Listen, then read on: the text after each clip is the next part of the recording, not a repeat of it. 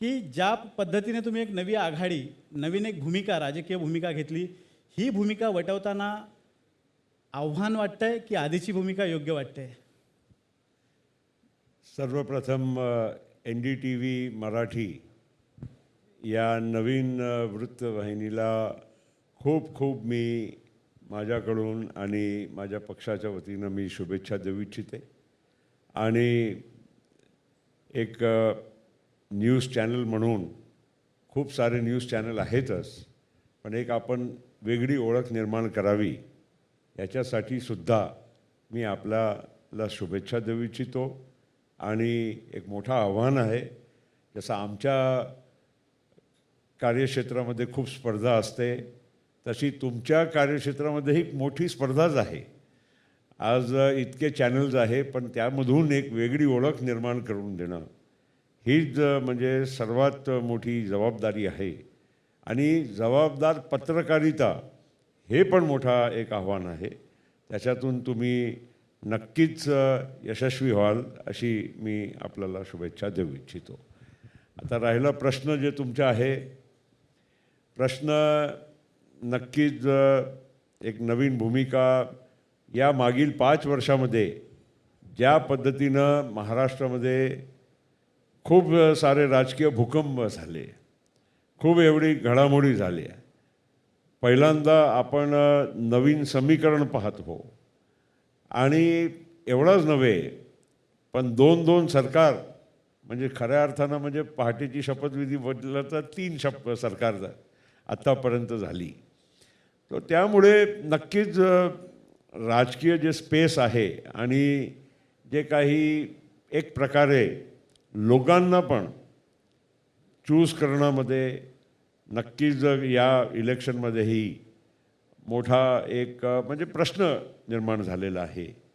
पण त्याचबरोबर आज जर राजकीय परिस्थिती देशाची पाहिली, हा लोकसभेच्या निवडणूक आहे. लोकसभेच्या निवडणुकीमध्ये लोक राष्ट्रीय विचार, राष्ट्रीय पातळीवर जे काही काम चालू आहे आणि देशाच्या पण एकंदर ज्या सगळ्या क्षेत्रामध्ये जे एक झपाट्याने विकास होत आहे त्याच्यावर नक्कीच लोक म्हणजे आपला लक्ष केंद्रित करणार आहे.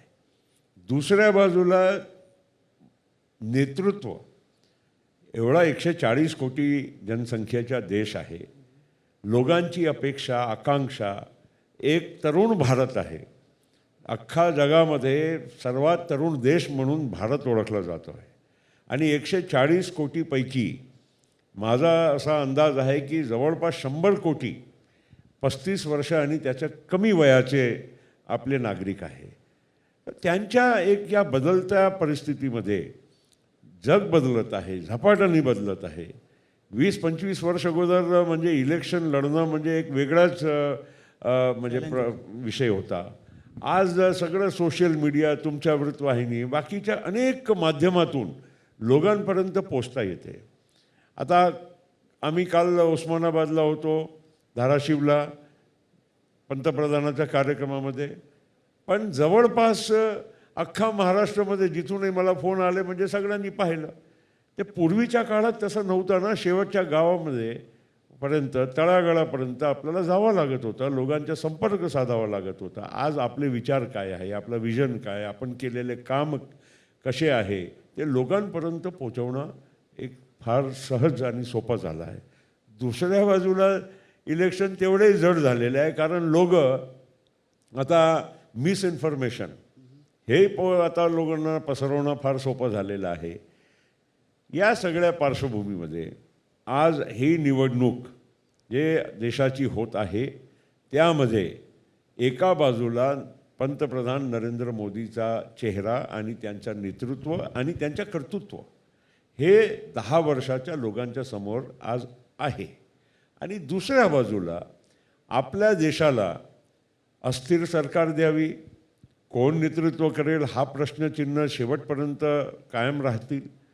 अशा पार्श्वभूमीमध्ये देशासमोरही फार मोठं आव्हान आहे. महाराष्ट्र देशाचा म्हणजे 1 नंबरचा राज्य म्हणायला हरकत नाही. लोकसंख्येमध्ये UP जरी असेल, पण महाराष्ट्राची एक वेगळी एक छाप आहे, ओळख आहे, महाराष्ट्राच्या वेगळं योगदान देशाच्या भवितव्यासाठी आहे. त्या सगळ्या पार्श्वभूमीमध्ये आज महाराष्ट्राची जनता पण फार विवेकाने मतदान करतील असं मला वाटतं.